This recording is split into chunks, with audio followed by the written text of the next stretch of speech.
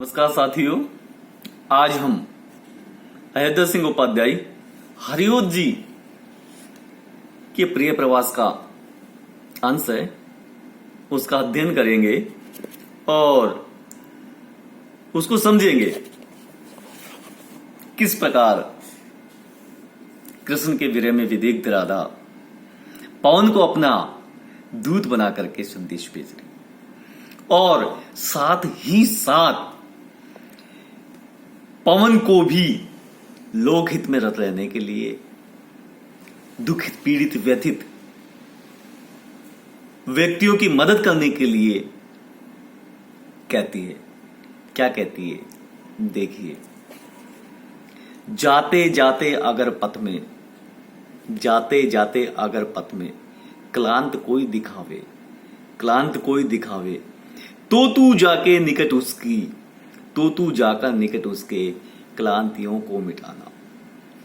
धीरे धीरे परस करके गात उत्ताप खोना, धीरे धीरे परस करके गात उत्ताप खोना, सदगंधों से श्रमित जन को हर्षितों सा बनाना, सदगंधों से श्रमित जन को हर्षितों सा बनाना। साथियों, जब पवन वृंदावन को पार करके मथुरा की ओर गमन करेगी तो पहले ही राधा पवन से कह रही है कि कहीं वृंदावन की सुगंध से, वृंदावन की शीतलता से, वृंदावन की हरितमा से प्रभावित होकर के वहीं ना ठहर जाना, तू आगे जाना। और जाते जाते मार्ग में कहीं भी, पथ का अर्थ होता और क्लांत का अर्थ होता थका हुआ, मार्ग में कहीं भी कोई भी थका हारा दुखित व्यक्ति मिले, जाते जाते अगर पथ में क्लांत कोई दिखावे, हे पवन, जब तुम वृंदावन से आगे मथुरा की ओर जाओगी, तब अगर तुम्हें रास्ते में कोई थका हुआ प्राणी दिखाई देता है तो तू जाके निकट उसकी क्लांतियों को मिटाना, तो तू उसके पास जाना और उसकी सारी थकावट को दूर करना। धीरे धीरे परश करके गात उत्ताप होना, तू उसके पास जाकर के उसकी सभी बाधाओं को मिटाना, उसकी सभी पीड़ाओं को मिटाना, तथा धीरे धीरे उसके पास आकर के धीरे धीरे से उसके शरीर का स्पर्श करना। परस का तात्पर्य होता है स्पर्श करना, गात का तात्पर्य शरीर, उत्ताप का मतलब होता है जलन या क्या कहते हैं, पीड़ा। स्पर्श करके धीरे धीरे उसकी सभी प्रकार की पीड़ाओं को दूर करना, सदगंधों से श्रमित जन को हर्षितों सा बनाना, और तू अपनी शीतल सुगंध से उस थके हुए व्यक्ति को एकदम हर्षित बनाना, एकदम पसंद करना। देखिए, इन चार पंक्तियों का अर्थ और भावार्थ ये हुआ कि हे पवन, तुम वृंदावन को पार करके मथुरा की ओर गमन करती हो, तब रास्ते में तुम्हें कोई थका हुआ प्राणी मिले तो उसको तुम उसकी थकावट को, उसकी बाधाओं को, उसकी मुसीबत को दूर करना, धीरे धीरे स्पर्श करना और अपनी शीतल सुगंधित वायु से, सुगंध से तुम उस श्रमित जन को, उस थके हुए व्यक्ति को सारे दुखों को मिटा देना और उसे प्रसन्नचित बना देना। अर्थात रास्ते में कहीं भी कोई भी दुखित प्राणी मिले उसकी सारी बाधाओं को दूर करते जाना। आगे राधा कह रही है पवन से, शन लगना हो सुखद जल के श्रांति हारी कणों से। शन लगना का तात्पर्य होता है मिलकर के या मिला करके। लेके नाना कुसुम कुल का गंध आमोदकारी, आमोदकारी होता है आनंद देने वाला, प्रसन्न करने वाला। निर्धूली, निर्धूली का मतलब धूल रहित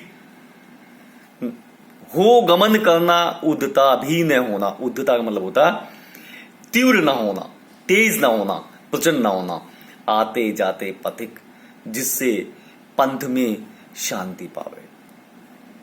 आगे कह रही है कि संलग्ना हो शुकुद जल के शांति हारी कणों से।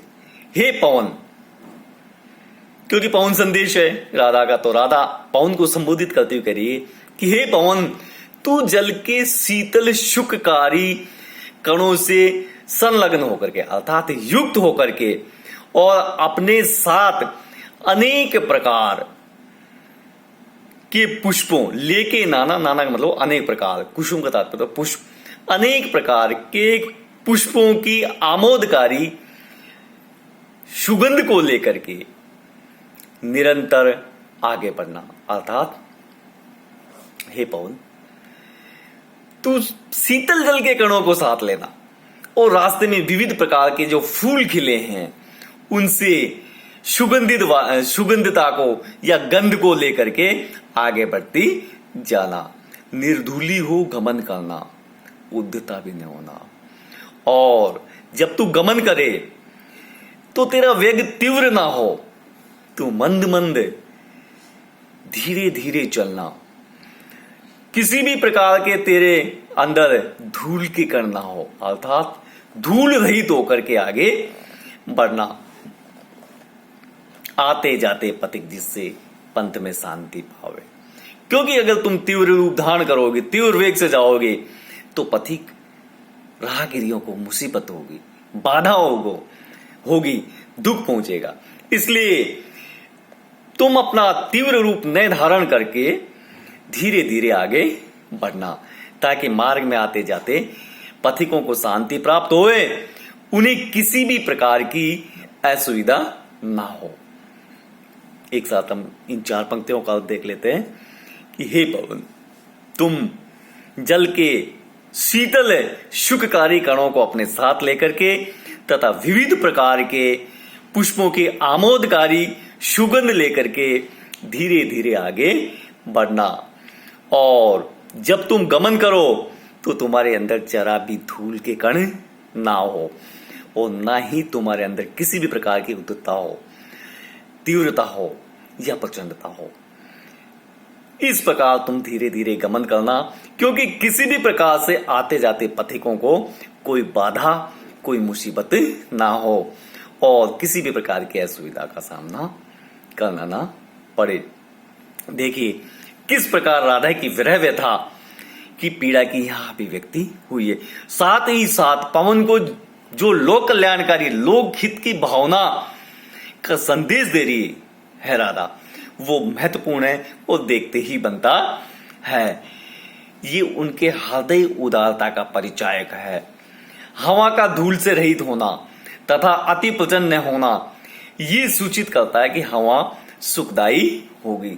अगर हवा तीव्र रूप से होगी, तीव्र वेग से होगी या प्रचंड रूप होगी, आंधी और तूफान का रूप होगी, तो निश्चित रूप से प्राणियों को दुख देने वाली, पीड़ा देने वाली होती है। लेकिन पानी के कणों से बड़ी, जैसे तालाब या समुद्र के पास से हवा निकल करके आती है तो शीतल सुगंधित होती है, पुष्पों के पराग को लेकर के, पुष्पों के क्षेत्र से होकर आती है, तो वो हवा सुगंधित होती है।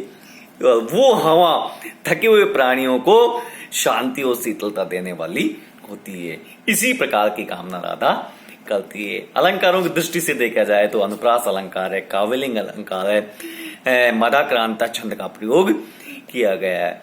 तो हम कुल मिलाकर ये कह सकते हैं कि राधा ने लोकहित की भावना से बढ़कर के पवन को संदेश दिया है और राधा की विरह व्यथा की यहाँ भी व्यंजना हुई है।